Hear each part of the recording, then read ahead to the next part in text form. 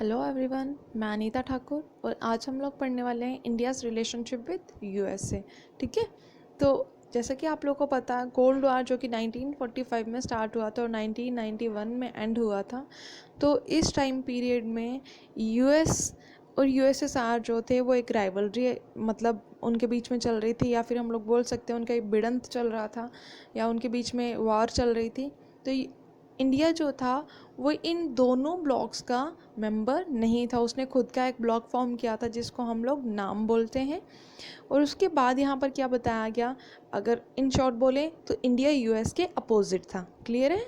तो उसके जो क्लोजेस्ट रिलेशनशिप्स थे ड्यूरिंग कोल्ड वार, तो उस टाइम पर 1971 में जब उन्हें ट्रीटी ऑफ फ्रेंडशिप साइन किया तो सोवियत यूनियन के साथ उसके अच्छे रिलेशंस जो थे वो मेंटेन हो गए। लेकिन जब यूएसएसआर जो था वो कोलैप्स हुआ, टूट गया, तो इंडिया ने खुद को देखा कि मेरे फ्रेंड तो अब टूट चुके हैं, मैं तो उनके साथ नहीं रह सकता। और उसकी वजह से आप लोगों को पता है कि बहुत ज़्यादा हॉस्टालिटी जो थी वो इंक्रीज़ हो चुकी थी। मतलब बहुत ज़्यादा एनिमीशिप जो थी वो इंटरनेशनल इन्वायरमेंट में स्प्रेड हो रही थी, जिसके बेसिस पर हम लोग ये देख सकते हैं पूरा नेशन जो था वो किसी पर भी ट्रस्ट नहीं कर सकता था। इसलिए इंडिया के और यूएसएसआर के रिलेशंस जो थे वो थोड़ा ख़राब हो गए।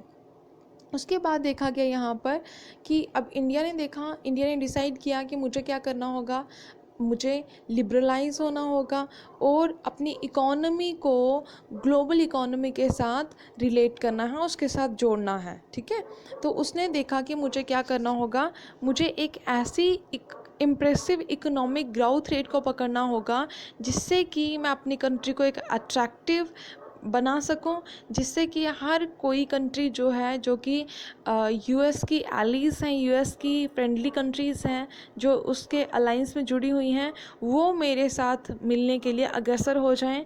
मतलब वो बहुत ज़्यादा हम लोग बोल सकते हैं मेरे से बहुत ज़्यादा इन्फ्लुएंस में आ जाए मेरे, जिससे कि वो मुझे सपोर्ट करना शुरू कर दें। तो यहाँ पर ये बताया गया है कि अगर हम दोनों जगह पर देखें तो इंडिया यूएस के रिलेशंस उस टाइम पर इतने अच्छे नहीं चल रहे थे। लेकिन आज के टाइम पर ड्यूरिंग 2020 ईयर में अगर हम लोग बात करें तो आज के टाइम पर यूएस के और इंडिया के रिलेशन जो है वो बहुत ज़्यादा बेटर माने जा रहे हैं। ठीक है, तो क्योंकि इंडिया जो है वो यूएस को सपोर्ट कर रहा है, चाहे वो मिलिट्री हो, सोशल हो, इकोनॉमिक हो, हर एक लेवल पे पीएम नरेंद्र मोदी जो हैं वो सपोर्ट करते हैं डोनाल्ड ट्रंप को, और डोनाल्ड ट्रंप किसको सपोर्ट करते हैं, वो सपोर्ट करते हैं पीएम नरेंद्र नाथ दामोदर दास मोदी को। ठीक है, उसके बाद यहाँ पर रिसेंट ईयर्स में हम लोगों ने देखा कि इन दोनों के बीच में बहुत अच्छे रिलेशंस चल रहे हैं। बस एक ही रीज़न है उसके पीछे, फैक्टर क्या है, टेक्नोलॉजिकल डायमेंशन। मतलब कि टेक्नोलॉजी जो है वो यूएस के पास बहुत ज़्यादा वास्ट है, जिसके बेसिस पर हम लोग बोल सकते हैं इंडिया अमेरिका जो है वो टेक्नोलॉजिकल बेसिस बहुत ज़्यादा नियर बाय आ चुके हैं। और उसके बाद हम लोग कुछ और देखें, कुछ और ऐसे 2 फैक्टर्स हैं जिनके बेसिस पर हम लोग ये बोल सकते हैं कि ये दोनों इंटरकनेक्टेड तो हैं, लेकिन अभी भी इनके बीच में ये एक दूसरे पर बहुत फुल फ्लेज तरीके से मतलब एक दूसरे पर डिपेंडेंट हैं। जैसे मान लीजिए टेक्नोलॉजी यूएस की है तो टैलेंट जो है वो इंडिया का है। जैसे मैंने आप लोगों को बताया, सॉफ्टवेयर्स यूएस प्रोड्यूस करता है, लेकिन उन सॉफ्टवेयर को मतलब उनको टैकल करने के लिए या उनको रन करने के लिए इंडियन माइंड्स की ज़रूरत पड़ती है, इंडियन टैलेंटेड वर्कर्स जो हैं उनकी नेसेसिटी होती है। जैसे मान लीजिए यहाँ पर बताया गया है यूएस जो है वो क्या करता है, 65% इंडिया का जो टोटल एक्सपोर्ट होता है, मतलब इंडिया जो भी बाहर बेचता है, क्या सॉफ्टवेयर सेक्टर में 65% इंडिया को, यूएस को ही मिलता है। मतलब कि इंडिया का जितना भी प्रोडक्शन होती है, एक्सपोर्ट में जाता है, जो भी चीज़ें बाहर बेचता है वो, तो उसका 65% जो है वो कहाँ पर कंज्यूम होता है, यूएस में।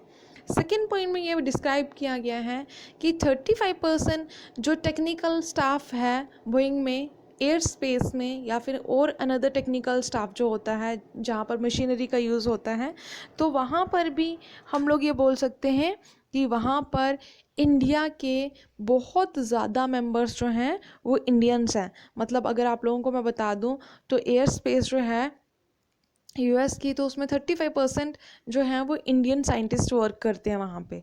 क्लियर है? उसके बाद 3 लाख जो पॉपुलेशन है, इंडियन वर्कर्स हैं, वो सिलिकॉन वैली में वर्क करते हैं।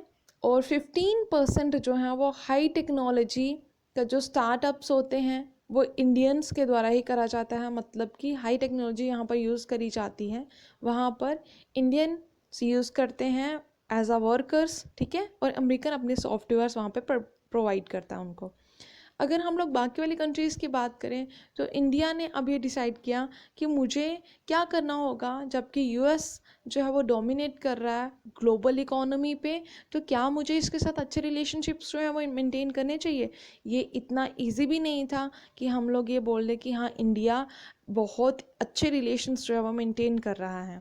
तो इसके लिए बहुत ज़्यादा डिबेट्स जो थी वो कंडक्ट करवाई गई, डिस्कशंस हुए, डेलिब्रेशंस हुई, और जहाँ पर अलग अलग स्ट्रेटजीज़ को डिस्कस करा गया। जो 3 स्ट्रेटजीज़ हैं जो यहाँ पर डिस्कस करी गई हैं, उनको मैं डिस्कस करती हूँ आप लोग के साथ। तो फर्स्ट ऑफ ऑल यहाँ पे बात करी गई कि इंडियन एनालिटिक्स जो थे, जो एनालिसिस कर रहे थे, उन्होंने देखा कि इंटरनेशनल पॉलिटिक्स जो है उसमें मिलिट्री पावर जो है वो बहुत ज़्यादा इम्पॉर्टेंट रोल प्ले करती है। तो कहीं ना कहीं अगर आप लोगों को याद हो, जब नेटो फोर्सेस जो हैं, मतलब जो अलायंस बनाया गया है यूएसए के द्वारा ड्यूरिंग कोल्ड वॉर इरा, तो उस टाइम पर देखा गया कि मिलिट्री पावर जो थी यूएस की बहुत ज़्यादा स्ट्रॉन्ग थी, जिसकी वजह से इंडिया ने भी यूएस को सपोर्ट करना या यूएस से सपोर्ट लेना प्रेफर किया। बहुत अच्छे मतलब उसने क्या करना शुरू कर दिया, मतलब अच्छी उससे एक सपोर्ट गेन करी।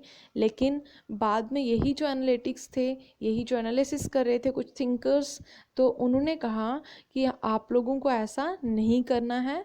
आप लोगों को क्या करना है, खुद को अलग करके आप लोगों को वॉशिंगटन से अलग होना होगा और खुद की नेशनल पावर को इंक्रीज़ करना होगा, ताकि हम लोग भी दूसरी नेशंस की तरह स्टेबल हो सकें, दूसरे नेशंस की तरह इंडिपेंडेंट हो सके, ना कि dependent on other Nations. Clear है?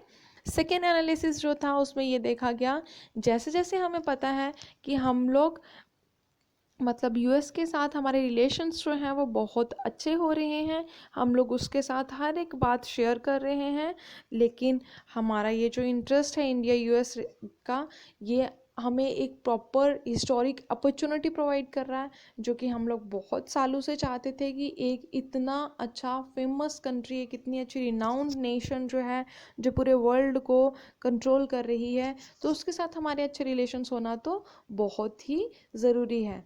लेकिन ये जो एनालिटिक्स थे, जिन्होंने एनालिसिस किया, उन्होंने कहा यूएस हेजेमनी से हम लोगों को एक आपसी बातचीत ज़रूरी है, उसको बनाए रखना होगा, लेकिन इसका हमें फ़ायदा भी उठाना होगा, ताकि हम लोग क्या कर सकें, हम लोग खुद को भी ग्रो कर सकें, और दूसरे नेशंस जो जो कि अपोज करते हैं यूएस को, उनको हम लोग क्या कर सकें, उनको मात दे सकें, डिफीट कर सकें, और हो सके तो हम लोग भी आने वाले टाइम में खुद का एक हेजेमनी पावर जो है उसको इस्टेब्लिश कर सकें।